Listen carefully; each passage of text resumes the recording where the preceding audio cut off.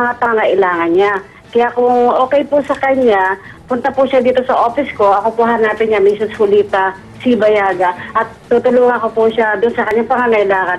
At kung kinakailangan, samahan ko siya sa happy namin, kasabahan ko po siya. Nasa ganun, makuha niya kung ano man yung pangailangan niya sa kanyang problema. Ang kailangan niya, ma'am, yung kanyang medical abstract at hindi po siya magalaw ng Jose Reyes Memorial Medical Center because of the fact yung kanyang abstract ay hawak pa rin ni Doktora Bisaya. Ayaw pong ibigay sa kanya. Pwede hubang i-release na ni Doktora Bisaya para magamot naman po itong ale. Opo, sige po. Bukas po, pupuntahin niyo po sa akin si Aling Adeline at ako po mismo ang personal na mag-asikaso sa kanya, tutulungan ko siya sa kanyang pangangailangan.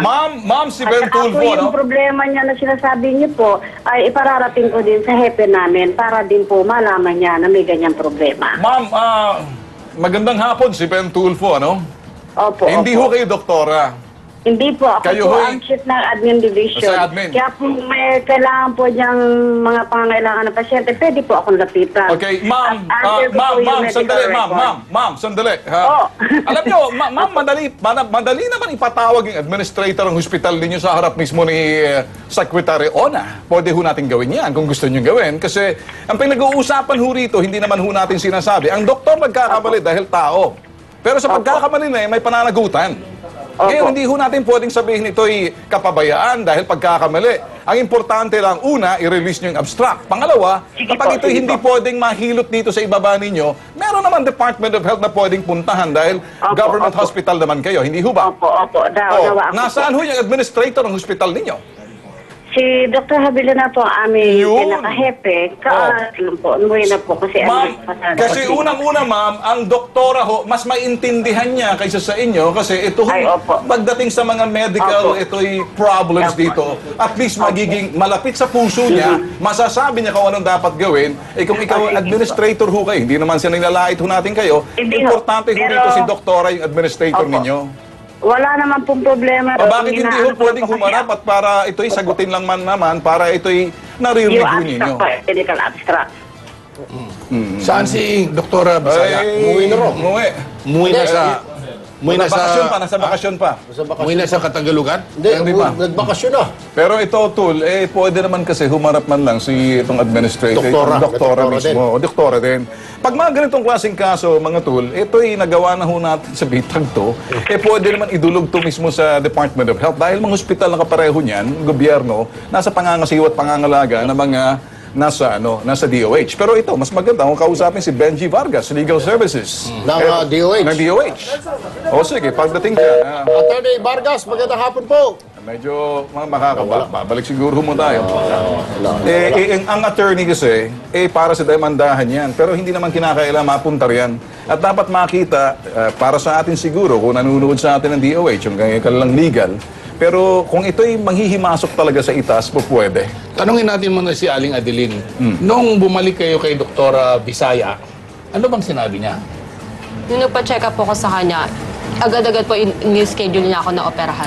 Okay. Hindi. Pero yung halimbawa, nagkamali na siya eh. Anong ginawa niya? Bumalik ka ba sa kanya? Hindi po, nirefer na po kagad ako sa Jose Reyes na hindi nakasulat yung pangalan niya, doon yung license number niya. Ay, lokal.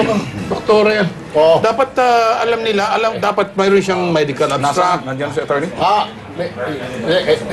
Okay na tolben si attorney. Attorney, magandang hapon sa Bitag ho to. Kasama ho natin si Tul Erwin at saka si Tul Mon.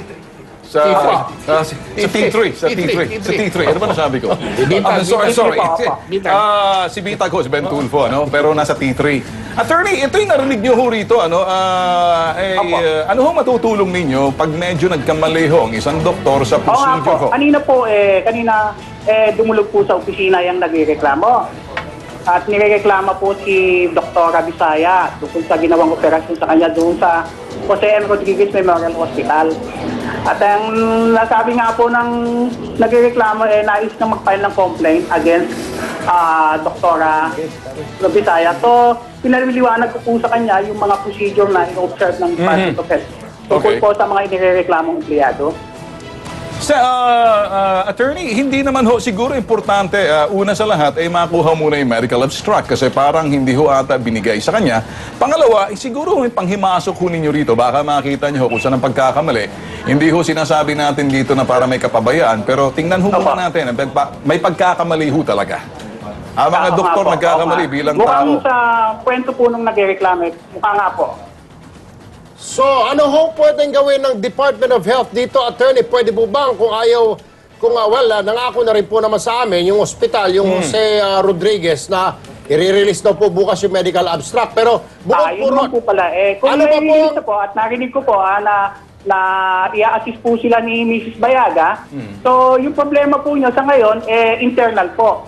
Ganun na. Ang makakalutas lang po niyan ay ang management ng Jose M. Rodriguez Memorial Hospital.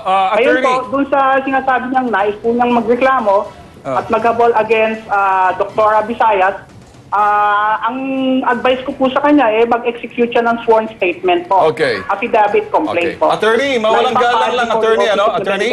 Attorney, mawalang galang lang, ano? Attorney, mawalang galang lang. Ito hong sinasabi ninyo, parang ito'y demandahan ng magpa-file ng reklamo. Siguro the first, tingnan ho muna natin kung saan hong problema. Opo. Yung ho muna ng medical abstract. Pangalawa, baka pwede ho ninyo ipatawag man lang administrator ng hospital na sa ilalim ho ng DOH yan, pag-usapan na lang. Hindi ho ba? Kaysa naman magkakaso-kaso tayo, mas mahaba ho yung procedural aspect dyan na dadaan pa sa legal. Kung pwede ho pag-usapan sa pamamagitan ho, ano ho bang pagkakamali rito? At para makita rin ho ng Secretary Ona, at kung pwede hong ayusin to, pwede hong gawing ayusin na lang. Tol, pwede rin Ganun sampahan ng reklamo sa Professional Regulations sa TMA. Commission. Hanggat Yung makakatulong si po Dr. kami. Bisaya para sa medical malpractice. Ayan, sa PRC. Tulungan natin siya. Pwede natin siyang tulungan. sige po, Attorney Vargas, sir, ganun na lamang po. At sasamahan ho namin ito siguro sa inyong tanggapan. At yung sinasabi ni Tolben, baka pwede nyo na rin patawag po yung administrator ng ospital. Kaharap po itong pasyente, Gagawin sir. ko po bukas. Ayan. O sige, sasamahan po namin itong pasyente sa opisina niyo po, Ayun. Attorney. Ayun. Alright, maraming salamat po, Attorney. Samantala, nandiyan pa ba si Mrs. Bugay? Sino ba yun, yung babae? Bakit si Bugay? Ano yung pangalan nun? Hindi, yung sa Jose Rodriguez. Ginawa mo wala na. Si Romel yung bugay. Hindi, yung babae kanina. kanina. Si Mrs. Anyway, nagmamaganda. Bayaga. Okay. Bayaga? Bayaga. Loriaga ata eh. Loriaga. Ay, okay. Bayaga? Bayaga. Dr. Mrs. Bayaga. Anyway. Bukas, samahan ho namin kayo. Ano po? Sasamahan namin kayo sa staff. Pero Tol, mas magaling kung maidala ito na sa tanggapan mismo ng DOH. Yun naman. Tawaging administrator at dunhin sa mga opisyalis ng DOH, mga undersecretary para At ayusin saka sila. pwede rin siya mag-file at pwede nating tulungan mag-file yan ng kasong medical malpractice sa Professional Regulations Sa PRC. Commission para maalis na ng lisensya si Dr.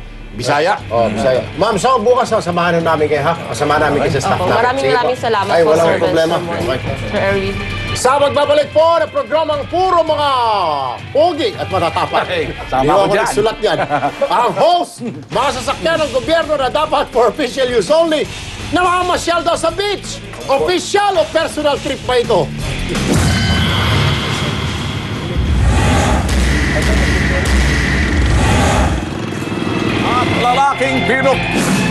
Lalaking pinukpok ng bato sa ulo. Ini-interrogate muna sa barangay kahit wasak at duguan ang mukha ng pobre. Hindi dinala sa ospital. Ang kanyang reklamo, aaksyonan natin ngayon live.